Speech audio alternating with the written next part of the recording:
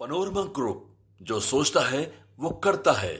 India गठबंधन की meeting शुरू होने से पहले ही कई संकेत आ रहे थे, लेकिन एक संकेत जो मीटिंग से पहले ही बहुत मजबूती के साथ आ गए। कहा यह जा रहा था कि नीतीश कुमार काफ़ी खुश नज़र आ रहे थे और ऐसा लग रहा था कि नीतीश कुमार के नाम पर मुहर लगेगी, लेकिन ऐसा होता हुआ दिखाई नहीं दे रहा है।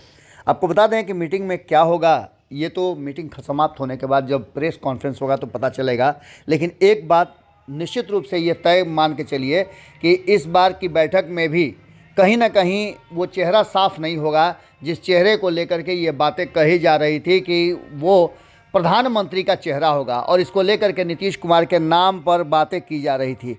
मोदी के खिलाफ कौन सा चेहरा उतरेगा, इस बात को लेकर के जहां एक तरफ सारी बातें और कयास लगाए जा रहे थे कि नीतीश कुमार के नाम पर मुहर लग सकती है। बैठक शुरू होने से पहले ही जब ममता बनर्जी एक दिन पहले ही पहुंच गई तो ऐसा लगने लगा कि इस बार भी बहुत सारी बातें फाइनल हो जाएंगी। लेकिन ममता बनर्जी ने जो बातें कही, वो बातें और संकेत इस बात की तरफ इशारा कर रहे हैं कि इस बार भी ये तय नहीं होगा कि चेहरा कौन होगा और किसके अगुवाई में ये गठबंधन काम करेगा।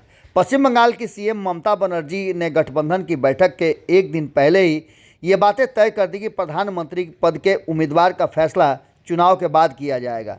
यानी आप मान के चलिए कि एक बार फिर से ये गठबंधन उलझता हुआ दिखाई दे रहा है। उन्होंने विश्वास जताया कि विपक्षी गठबंधन सीट बंटवारे सहित सभी मुद्दों को सुलझा लेगा। बनर्जी ने यह भी दावा किया और ये कहा कि किसी भी तरह का कोई भी नाम सामने नहीं लाया जाएगा जो प्रधानमंत्री का उम्मीदवार और दावेदार होगा।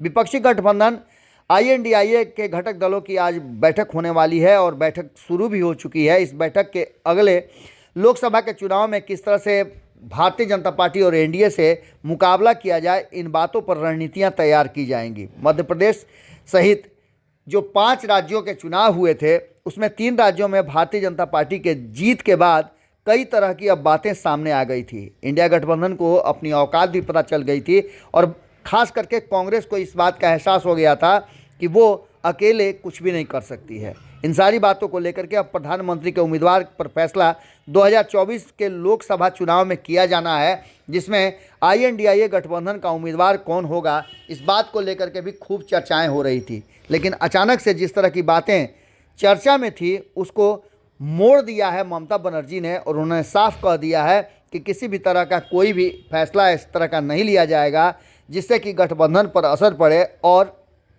कोई भी समस्या चुनाव बाद नहीं होगी प्रधानमंत्री के चेहरे को तय करने के लिए।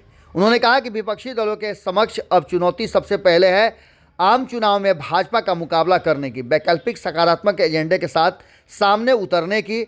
सूत्रों ने कहा भी है कि इंडिया गठबंधन जाति आधारित गणना, न्यूनतम समर्थन मूल्य की कानूनी गारंटी और श्रमिकों के लिए सामाजिक सुरक्षा के मुद्दों को आगे बढ़ा सकती है।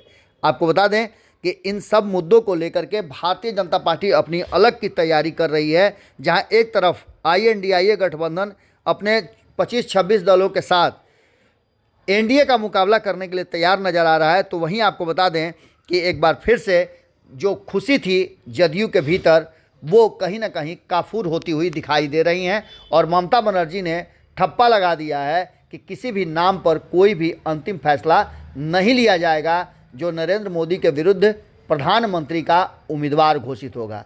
अब देखना दिलचस्प होगा कि इस बैठक के बाद क्या निकल करके सामने आता है। जुड़े रहिएगा भारत लाइव के साथ। बहुत बहुत धन्यवाद। अगर ये वीडियो पसंद आई और वह बिहार के राजनीति और बिहारियत से सरोकार रखेनी तो सब्सक्राइब बटन दबा के चैनल के सब्सक्राइब कर ली।